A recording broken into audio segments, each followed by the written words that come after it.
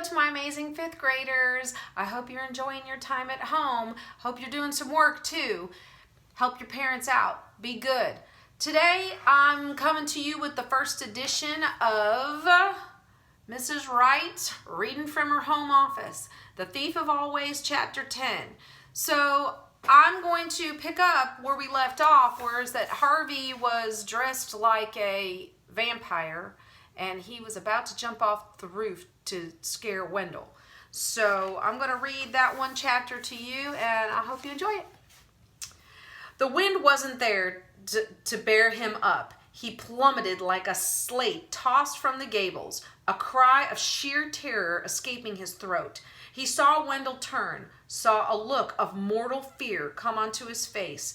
Then the wind came out of nowhere, cold and strong, and just as his legs brushed the bushes, he felt himself lift up and up towards the sky. His cry became a whoop, his terror joy. The moon was larger than he had ever seen it, and its vast white face filled his sight, like the face of his mother bending to kiss him goodnight, except that he needed no sleep tonight, no, nor a mother to wish him sweet dreams.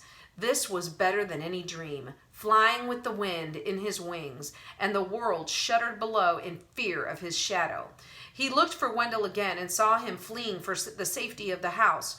No, you don't, he thought, turning his wings like leathery sails. He swooped down on his prey. A blood-curdling shriek filled his ears, and for a moment he thought it was the wind. Then he realized it was his own throat that was uttering this inhuman din. The shriek became laughter, wild, lunatic laughter. "Don't, please, don't!" Wendell was sobbing as he ran. "Somebody help me! Somebody help me!" Harvey knew he'd already had his revenge. Wendell was frightened out of his wits, but it was too much fun to stop now. He liked the feel of the wind beneath him and the cold moon on his back. He liked the sharpness of his eyes and the strength of his claws, but most of all he liked the fear he was causing, like the look on Wendell's upturned face and the sound of panic in his chest.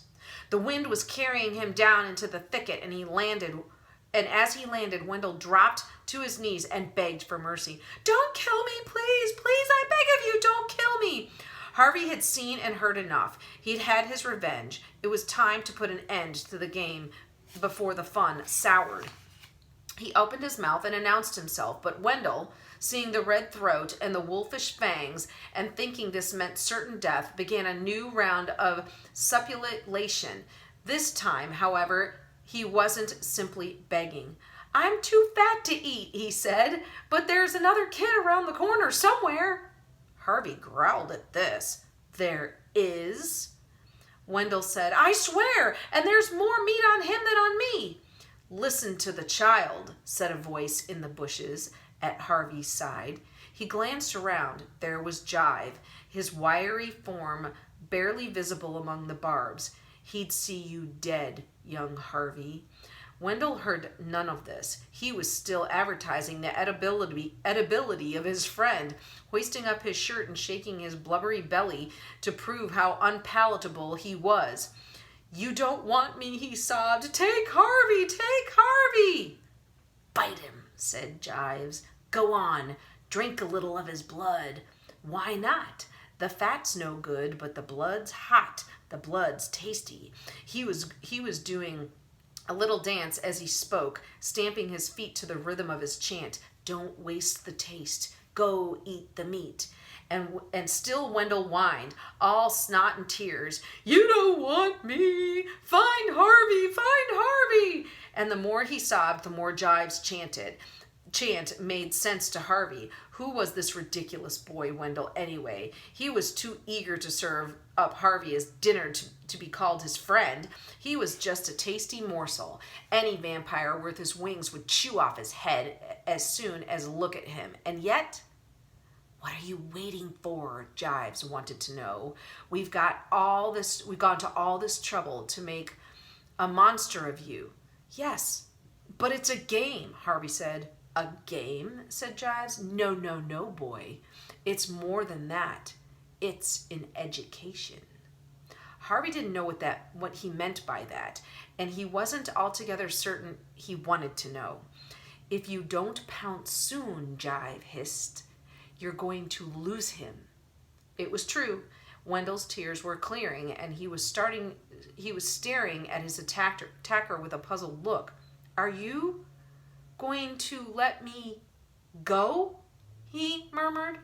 Harvey felt Jive's hand on his back. "Do it," Jive said. Harvey looked at Wendell's tear-stained face and trembling hands. If the situation had been reversed, he thought to himself, would I have been much braver? The answer, he knew, was no. "It's now or never," said Jives. "Then it's never," Harvey said. "Never!"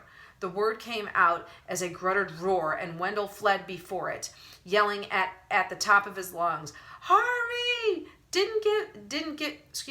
Excuse me. Wendell fled before it, yelling at the top of his voice. Harvey didn't give chase.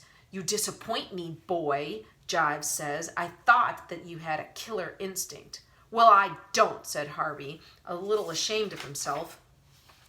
He felt like a coward, even though he knew he'd done the right thing. "That was a waste of magic," said another voice, and Mar appeared out from the bushes, her arms filled with an enormous fungi.